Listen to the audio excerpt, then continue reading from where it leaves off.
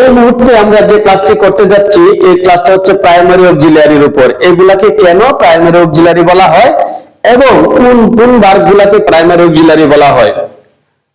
Primary auxiliary বলতে সেই ভার্বগুলাকেই বোঝায় যে ভার্বগুলো অক্সিলারি ভার্ব হিসেবেও বসে আবার মেইন ভার্ব হিসেবেও বসে। মানে যে ভার্বগুলো অক্সিলারি ভার্ব হিসেবেও বসতে পারে আবার বাক্যে এগুলা মেইন ভার্বেরও কাজ করে। এই রকম ভার্বগুলাকেই বলা হয় প্রাইমারি অক্সিলারি। প্রধানত to be, to have, to do এই তিনটি ভার্বেই প্রাইমারি অক্সিলারি হিসেবে বসতে পারে। এক্সাম্পলের মাধ্যমে একদম পরিষ্কার করে দিচ্ছি। I am a student, আমি একজন শিক্ষার্থী, মানে আমি হই একজন শিক্ষার্থী। দেখেন এখানে am ব্যতীত আর কোনো ভার্ব নাই। am এখানে মেইন ভার্ব হিসাবে ব্যবহৃত হয়ে সাবজেক্ট এবং কমপ্লিমেন্টকে লিংক করেছে, মানে যুক্ত করেছে। এই am কে বলা হয় আবার লিঙ্কিং ভার্বও বলা হয়ে থাকে। আর লিঙ্কিং ভার্ব কে আমরা এখানে মেইন ভার্ব হিসাবে ব্যবহার করেছি। দেখেন এখানে এম এর অর্থ রয়েছে আমি হই একজন শিক্ষার্থী। I am watching television, আমি টিভি দেখতেছি। দেখেন এখানে ওয়াচিং হচ্ছে মেইন ভার্ব আর এই মেইন ভার্বটাকে এম সহায়তা করেছে। সে একটি টেন্স গঠনে এম ওয়াচিং কে সাহায্য করেছে এবং এটা হচ্ছে একটা প্রেজেন্ট কন্টিনিউয়াস টেন্স। এই প্রেজেন্ট প্রকাশ করতে বর্তমান সময়ে চলমান কাজটাকে প্রকাশ করতে এম এখানে বসেছে। তাহলে এম এখানে মেইন ভার্বকে সাহায্য করেছে। এইখানে দেখেন এম হচ্ছে অক্সিলারি ভার্ব। এখানে এম এর কোনো অর্থ নাই। যেমন আমি হই টিভি দেখিতেছি, এরকম বাংলা ভাষায় কোনো বাক্য নাই। তার মানে এখানে এম এর কোনো অর্থ নাই। প্রাইমারি অক্সিলারি গুলা যখন অক্সিলারি ভার্ব হিসাবে বসে তখন এগুলার কোনো অর্থ থাকে না। এই জন্য আবার যখন এগুলা মেইন ভার্ব হিসাবে বসে তখন আবার এগুলার অর্থ থাকে।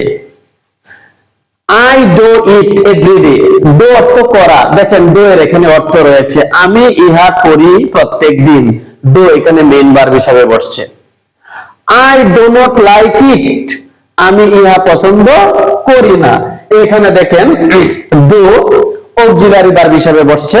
এই যে লাইক ভার্বটা কি, do ভার্বটা কি করেছে, হেল্প করেছে এবং এখানে একটা নেগেটিভ মুড গঠিত হয়েছে।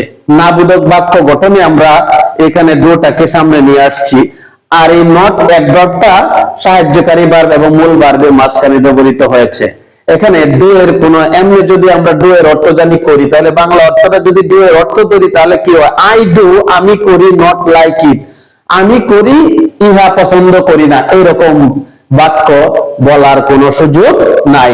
তার মানে লাইক অর্থই পছন্দ করা আর I do not like it আমি ইহা পছন্দ করি না। তার মানে এখানে ডু এর কোনো অর্থ আসে নাই। যদি মেইন ভার্ব হিসেবে ডু ব্যবহৃত হয় তাহলে ডু এর, ডাজ এর বা ডিড এর কি হয়েছে, অর্থ রয়েছে। এই জন্য দেখেন মেইন ভার্ব হিসেবে বসছে আবার অক্সিলারি ভার্ব হিসেবে বসছে। ডিড দে ওয়েন্ট, তারা কি গিয়েছিল। আপনি লক্ষ্য করেন এখানে ইনভার্সন হয়ে ডিড ইন্টারগেটিভ বাক্য গঠনে সেন্টেন্সের শুরুতে চলে গিয়েছে। আমরা জানি গো অর্থ দেওয়া, গো এর ফার্স্ট ফর্ম ওয়েন্ট। এখানে দেখেন এইরকম বাক্য হচ্ছে ভুল বাক্য।